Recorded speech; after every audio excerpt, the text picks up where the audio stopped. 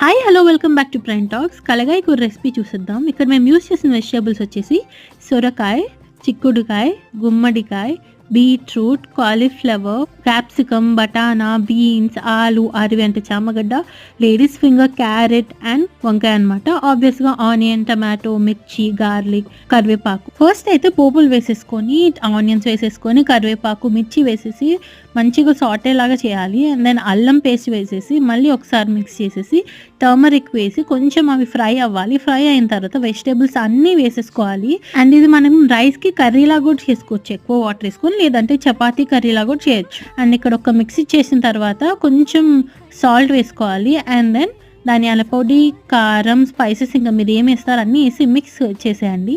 And then కొంచెం అవి మగ్గాక tomato వేసి క్యాప్ పెట్టేస్తే మంచిగా పీసెస్ అనేవి మెత్తగా అయిపోతాయి. కొంచెం కొత్తిమీర వేసి మీకు వాటర్ ఎంత కావాలో అది వేసుకొని క్యాప్ పెట్టేసుకొని కొంచెంసేపు ఉంచితే అయిపోయింది.